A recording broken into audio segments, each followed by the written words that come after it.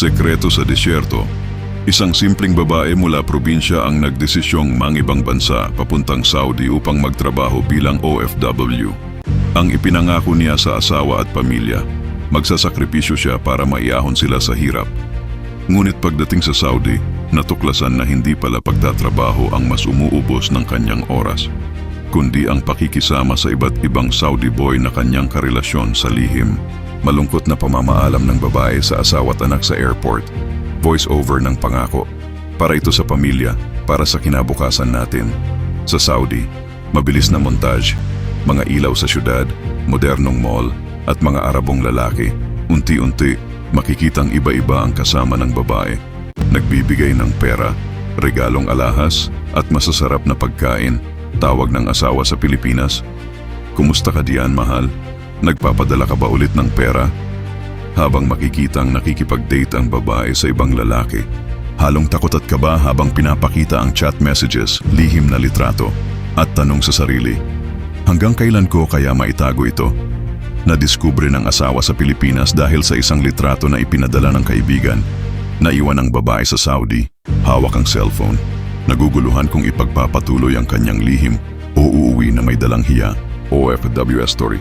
Sekreto sa Disyerto. Short film idea. Pinoy drama. Malungkot na pamamaalam sa asawa at anak. Background. Tunog ng eroplano. Para ito sa pamilya. Para maiyahon ko kayo sa hirap. Pangako, magsasakripisyo ako sa ibang bansa.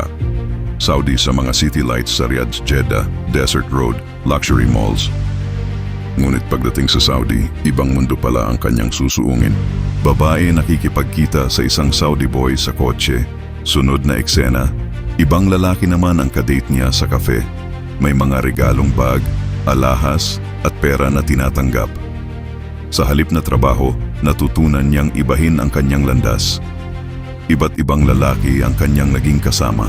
Tawag ng asawa sa Pilipinas, pawis habang nagbabanat ng buto. Asawa, mahal, kamusta ka na riyan?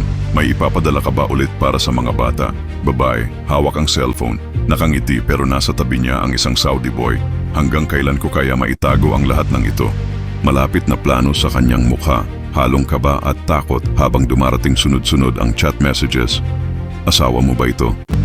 Kasama litrato niya at isang lalaki. Mag-ingat ka, baka malaman nila. Asawa sa Pilipinas, hawak ang litrato ng babae kasama ang ibang lalaki. Luha ang nakatingin. Ang sekreto sa disyerto, hindi habang buhay na itatago. Babae mag-isa sa disyerto, hawak ang cellphone, pinipigilan ang luha. Uuwi pa ba ako? O dito na matatapos ang lahat? Sekreto sa Disyerto. OFW story. Pinoy drama. Short film PH. Babae umiiyak sa airport, yakap ang asawa at anak. Para sa pamilya, magsasakripisyo ako sa ibang bansa. Saudi city lights. Babae nakikipagkita sa iba't ibang lalaki. Regalo, alahas, pera, mamahaling bag. Pero pagdating sa Saudi, iba ang kanyang pinagkakaabalahan. Iba't ibang lalaki, iba't ibang sikreto. Asawa sa Pilipinas, pawis sa trabaho. Asawa, mahal, may ipapadala ka ba ulit para sa mga bata? Babae, hawak ang cellphone habang katabi ang isang Saudi boy. Hanggang kailan ko maitago ang lahat ng ito? Asawa natanggap ang litrato ng babae kasama ang ibang lalaki. Ang sekreto, laging lumalabas. Babae mag-isa sa disyerto, hawak ang cellphone, umiiyak. Pipiliin ko ba ang pamilya o ang kasinungalingan? Iniwan niya ang pamilya, lumipad papuntang Saudi, dala ang pangakong magsasakripisyo para sa kinabukasan. Pero sa disyerto, iba pala ang kanyang naging mundo.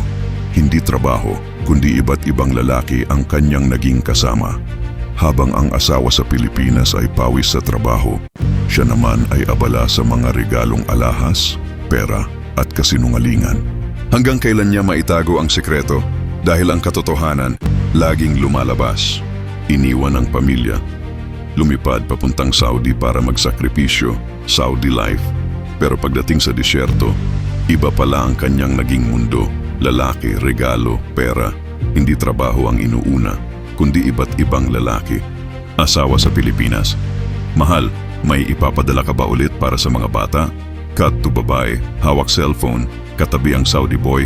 Hanggang kailan ko maitago ang lahat ng ito? Pero tandaan, ang sekreto, laging lumalabas.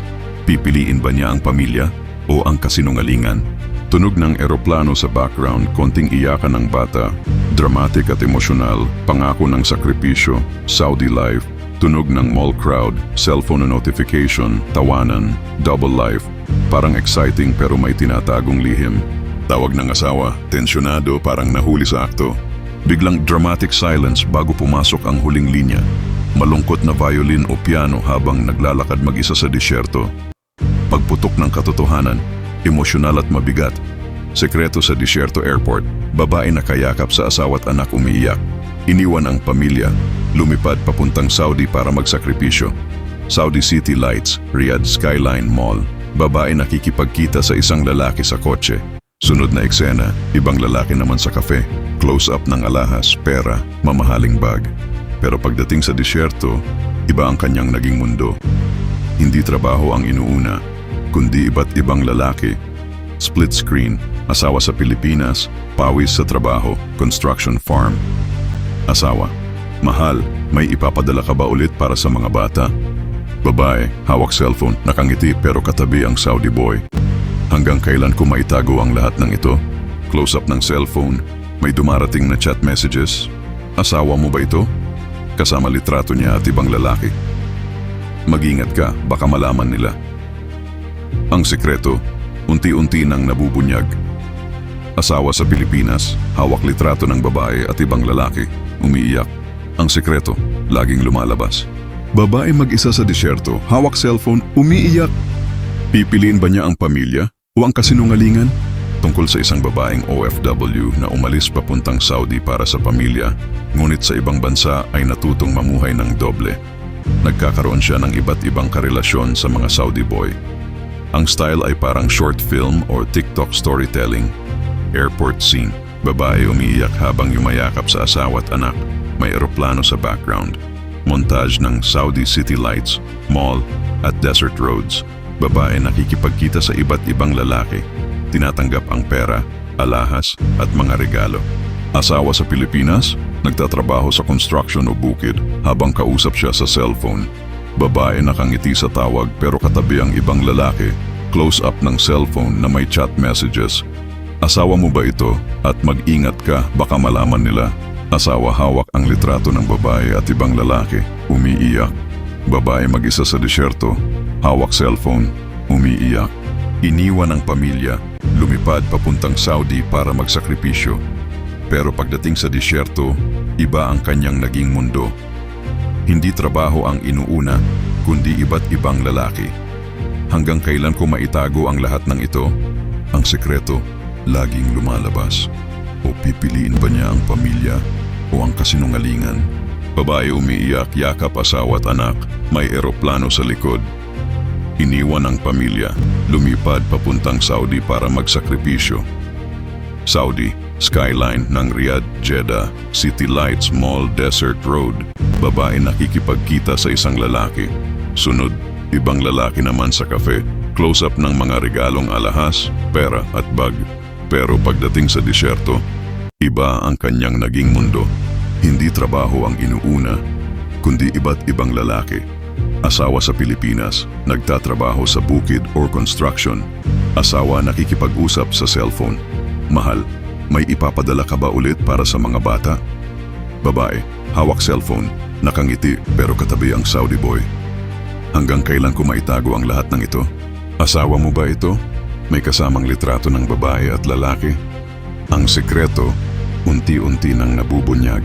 Asawa sa Pilipinas, hawak litrato ng babae at ibang lalaki. Umiiyak. Ang sekreto, laging lumalabas. Babae mag-isa sa disyerto, hawak cellphone, umiiyak habang naglalakad palayo. Pipiliin ba niya ang pamilya o ang kasinungalingan? Babae umiiyak, yakap ang asawa at anak. Background may eroplano. Iniwan ko ang pamilya, lumipad papuntang Saudi para magsakripisyo. Iniwan ang pamilya, lumipad papuntang Saudi para magsakripisyo. Saudi Riyadh City Lights, malls, desert road. Babae nakikipagkita sa iba't ibang lalaki. Close-up ng alahas, pera, mamahaling bag. Pero pagdating sa disyerto, iba ang kanyang naging mundo. Hindi trabaho ang inuuna, kundi iba't ibang lalaki. Pero pagdating sa disyerto, iba ang kanyang naging mundo. Hindi trabaho ang inuuna, kundi iba't ibang lalaki. Asawa sa Pilipinas. Nagbabanat ng buto sa construction bukid. Asawa nakikipag-usap sa cellphone. Mahal, may ipapadala ka ba ulit para sa mga bata? Babae, hawak cellphone, nakangiti pero katabi ang Saudi boy. Hanggang kailan ko maitago ang lahat ng ito? Hanggang kailan ko maitago ang lahat ng ito? Close-up ng cellphone, sunod-sunod na chat messages. Asawa mo ba ito? Kasamang litrato. Mag-ingat ka, baka malaman nila. Ang sekreto, unti-unti nang nabubunyag. Ang sekreto, unti-unti nang nabubunyag. Asawa sa Pilipinas, hawak litrato ng babae at ibang lalaki, umiiyak. Ang sekreto, laging lumalabas. Ang sekreto, laging lumalabas. Babae mag-isa sa disyerto, hawak cellphone, umiiyak habang naglalakad palayo. Pipiliin ba niya ang pamilya o ang kasinungalingan? Pipiliin ba niya ang pamilya o ang kasinungalingan? Babae umiiyak, yakap asawa at anak sa airport. Iniwan ko ang pamilya, lumipad papuntang Saudi para magsakripisyo. Iniwan ang pamilya para magsakripisyo. Saudi, city lights, malls, desert road. Babae nakikipagkita sa iba't ibang lalaki, close-up ng pera at alahas. Pero pagdating sa disyerto, iba ang kanyang naging mundo. Hindi trabaho, kundi iba't ibang lalaki. Pero pagdating sa disyerto, iba ang naging mundo. Asawa sa Pilipinas, nagbabanat ng buto. Mahal, may ipapadala ka ba ulit para sa mga bata? Babae, hawak cellphone, katabi ang Saudi boy, pilit nakangiti. Hanggang kailan ko maitago ang lahat ng ito? Hanggang kailan ko maitago ang lahat ng ito? Close-up ng cellphone, sunod-sunod na chat messages. Asawa mo ba ito? Mag-ingat ka, baka malaman nila. Ang sekreto, laging lumalabas. Ang sekreto, laging lumalabas.